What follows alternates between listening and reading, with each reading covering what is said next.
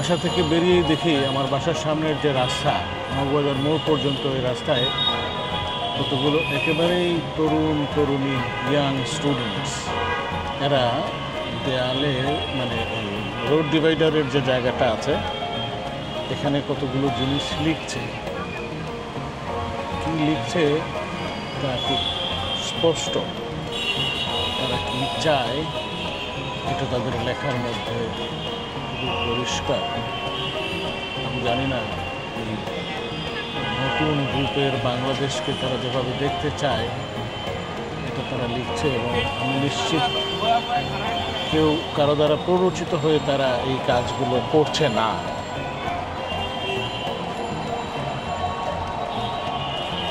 একেবারেই 5 তারিখের পর থেকে মানে 6 তারিখ থেকেই আমি দেখেছি যে যখন পুলিশ চলে গেল, রাস্তা থেকে ট্রাফিক চলে গেল, তখন একেবারে ছাত্ররা, স্কুল ছাত্ররা বিশেষ করে, কিছু কলেজ ছাত্র আছে এবং অধিকাংশই শিশু কিশোর, এরাও যুক্ত হয়েছে এসব কাজে এবং তারা ট্রাফিক কন্ট্রোল করছে লাঠি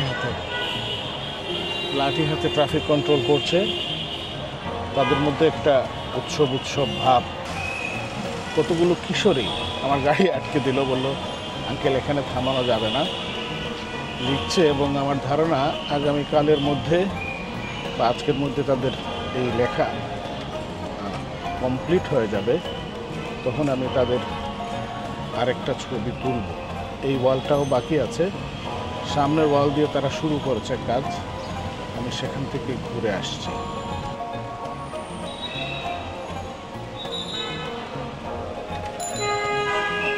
নাগরিক চরিত্রের প্রকাশ ঘটে আসলে মূলত দেয়াল লেখন থেকে। এই নগরের মানুষের চরিত্র কি এটা তার দেয়াল লেখন থেকে পরিষ্কার বোঝা যায়। তো ওরা আসলে আমাদের চরিত্র কি হবে বা কি আছে, এই প্রজন্মের কাছে আমাদের চরিত্রের রূপরেখা আসলে কি সেটা কিন্তু আমি এটার মাধ্যমে পেয়ে গেলাম।